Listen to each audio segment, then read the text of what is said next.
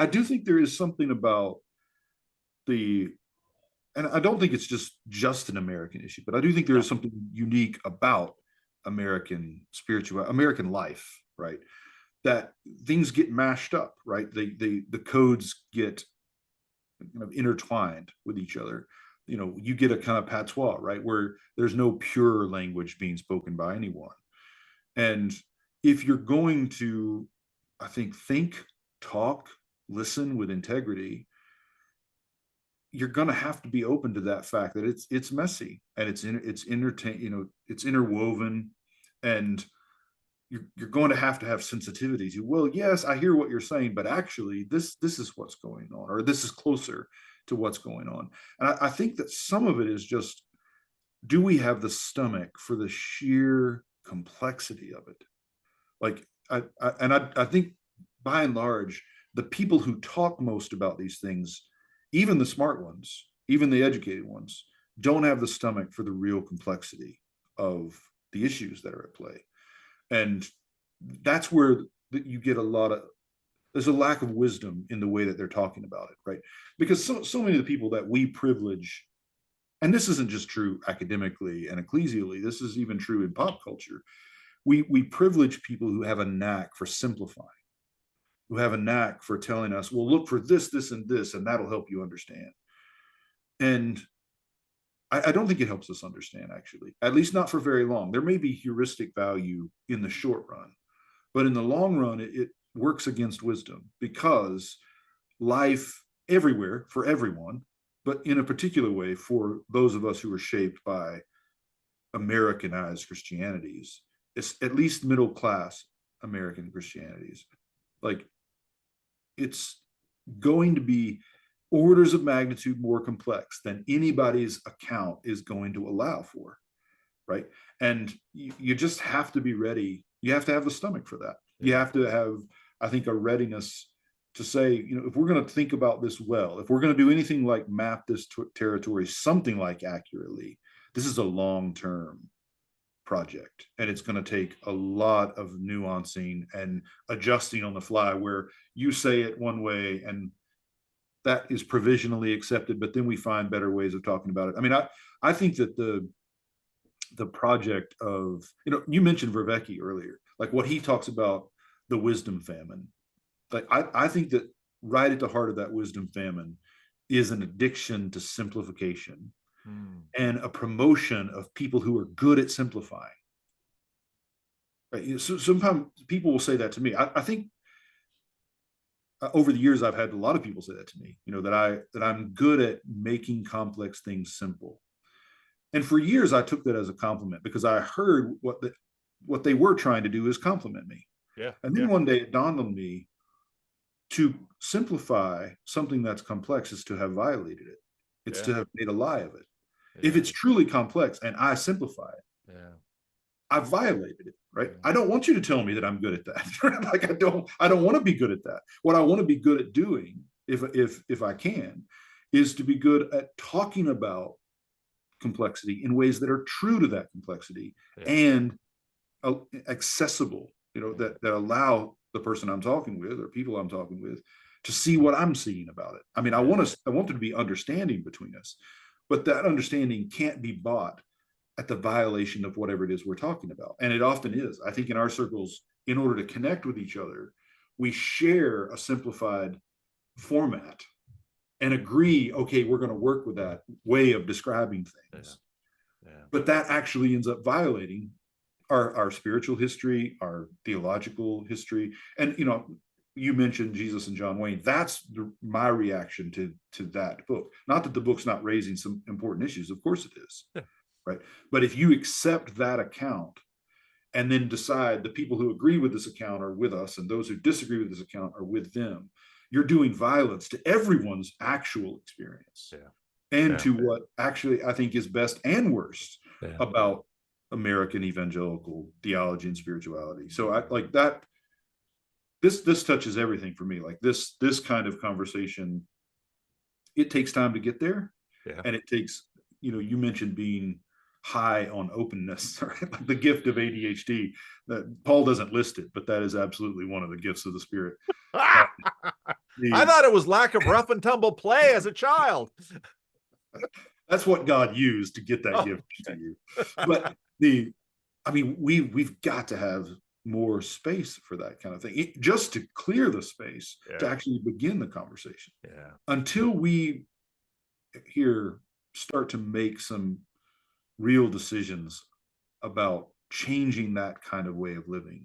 Like, I don't know how much wisdom is possible. Like, back to that wisdom famine we're living in. Yeah. Like, in order to really change the kinds of conversations we're having about who's in and who's out, and what are we going to do about sexuality and gender, and what are we going to do, fill in the issues, whatever you think it is. Like, there is no way to get to that until we have the time for it, and we have the right people around the table, and we have people who can speak clearly because they're not afraid of what the immediate consequences for their wife and kids or their family is going to be. And I think that's I mean, I believe in a God who does the impossible, but there's no reason to be optimistic about that. Well, and so speak clearly, but to me, we are, because of the printing press and now the internet and YouTube, and I certainly have to claim all of the responsibility I have in terms of adding content to YouTube. I think the real questions are going to be, the living it. What, and not just so often lives of the saints are, I mean, it's interesting how, okay, lives of the saints. Okay, talk to me about lives of the saints and individualism. Because you're talking about, how this one person did extraordinary things. Look at what St. Francis did. Okay, everybody loves St. Francis, fine. But to actually have and establish and to maintain a community of people who go through time and can actually, suss out, not just talk about these things, because part of what we live in a world. I made a video a while ago that talked about sophisticated versus Christians versus simple Christians, because as a pastor, I've often met people who, they are not sophisticated. They do not have an IIQ. They have not read a lot of books. On whole ranges of things, you can find them indistinguishable from whatever religious, spiritual background noise there is in the culture being fed to them through Christian or secular media, yada, yada, yada. But on other frames of reference, they have managed to, that person is having a hard time. They have shown up for them. Yes, this is exactly it, Paul. This is, I think this is what I've been trying to get at for the last 30 minutes of our conversation or more. Like, let's take that pattern, like that sophisticated and simple. What I've learned, and I've learned it in all kinds, I mean, I'm happy to give examples of this, is that very often the sophisticated ones are the ones who've piled up simplifying formulas. So they're sophisticated in that they've got a lot of stuff in their head. But what most of the stuff that's in their head is techniques for simplifying the world. And what you have in many cases with people who are simple is that they've learned to live in ways that are open to the real complexity of life. So, like, I'll give you one example of this. I mean, I've taught in a lot of different places, from universities and seminaries and small Bible schools, churches, tiny churches. And one of the things I've learned over the years is that the people you would expect to be most open and teachable rarely are. And the people that you would predict would be the hardest to teach and the most likely to argue aren't. The very many times, I mean, many times in my life, I've walked into a setting expecting, okay, these people, they're not going to want to hear what I have to say. And these are, again, we're not talking about people who have advanced degrees or have read theology or ever engage in that conversation. But when I bring it up, if I'm able to show how this bears on their life in some way, I don't mean it's practical, but I mean, this matters for the way that you pray. This matters for the way that you read scripture. They're ready. They have many times they have more skills for that conversation than my fellow academics do. And that's what I've been trying to get at, right? That this sophistication very often is a way of actually simplifying things that does violence to the world. And not always, but sometimes, though, at least the wisest Yeah. of the people who are living this simple life have a knack for the real complexity of life Yeah. that makes them more gracious, more patient, more open than I think a lot of academic training has made a lot of us. That's getting close to the concern I've been trying to name here. And I think, where I get excited about this is because so often it is the sophisticates, it is the sophisticates on the coast who just keep pointing fingers to those poor people in flyover country Yeah. who, they might have the kitschy Christian stuff on their walls, and if you poke at them, they'll vomit out to you whatever little religious hokey cliche that they might have picked up, and so they're dismissed and scorned for this. Mhm. But as a pastor, when I look at them in community, I think some of these people are outshining you Oh, of course. because they know how to love their neighbor. And Mhm. if you got into trouble, they would jumpstart your car. Yes. and so, I saw this in, my father's ministry in Patterson, and I continue to see this, not just in flyover district, but in coastal areas. And so then to take some of this and say, okay, well, how are we going to talk to the sophisticates over here? I would say, well, because in some ways what they have maintained is, again, one of these lived, active, physical traditions, inherited traditions that somehow has been coded into them, even if they can't tell you the code. I mean, I'm talking through Zoom right now, and there is a slew of code beneath Zoom that is enabling us to do this right now. But you and I, we just click connect, and Yeah. here the magic works. And this is also some of what's going in, and I think this is part of the what I've seen going on in terms of a new fascination for sacraments Mhm. that is that is sort of creeping up in the churches. That we might not be able to tell you why we're doing this, and we might not be able to argue for a sophisticated theology of sacraments very well, but this is what we do. And somehow, even if we can't notice it very clearly or prove it statistically, it's good enough in my life that I say, people who do that on average do a little better. Yeah, I think one way of getting at this, maybe yesterday's gospel reading in our lectionary, we use the Revised Common Lectionary, was a passage in Mark 4 in which Jesus talks about the farmer who scatters seed, and the earth of itself produces, he knows not how. Right.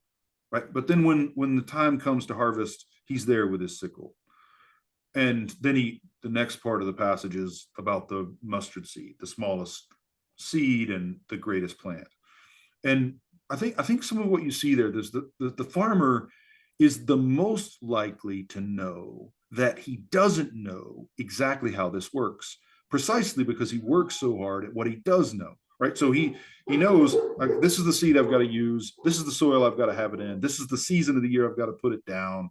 This is the season of the year I can expect it to come. But I don't know how it happens.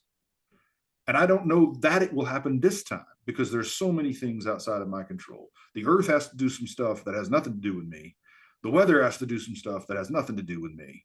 I can pray about it, but mostly it either happens or it doesn't, right? And I'm at the mercy of all that. And there's a wisdom in that if what you're doing is studying weather patterns or studying seeds or studying the history of farming, there's a kind of, this is, I think, what Charles Taylor is describing with disenchantment, at least an aspect of it, is that there's a kind of scientific knowing of those things that, or Ian McGilchrist, a kind of awareness, a hemisphere awareness that is flattening down what you know and don't know into kind of points Right. that don't actually help you live Right. at all. That would be Right? the emissary. Cut off. Yep. Yes, exactly. It cuts you off from how to live. And I think that's what I we most desperately need, is a recovery of ways of knowing Yeah. that actually translate to living. And this is why I was saying about very often amongst these so-called simple folks, using the language that you gave us, right? People of flyover country, whatever it is, the people I grew up with, Yeah. it's not just that they've learned to live it and can't think it. Often they are closer to being able to think it because they've lived it, right? Like if we take the Gospel of John, right, that it's as you do the truth that you come to know it and it sets you free. That there's a certain way of knowing, whether we take McGilchrist's language or Verbecki's or whoever we're dialoguing with, Charles Taylor, like I think they're all naming this way in which over the last few hundred years, people who've been successful in our world, in the Western world, we've made it so that the closer we get to sophistication, the closer we get to success, the more we're losing touch with ways of knowing that actually translate to abundant life and to life-giving life. And that's why we're in the mess we're in, I think, on all of these various fronts. Can we recover that? What would it look like to recover that? And this is not for you or for me as simple as saying, or McGilchrist or Taylor or any of those others we've named. It's not a matter of rejecting all of that, but of reintegrating this into a larger, wiser way of being. And I think that's the work we're bound to do.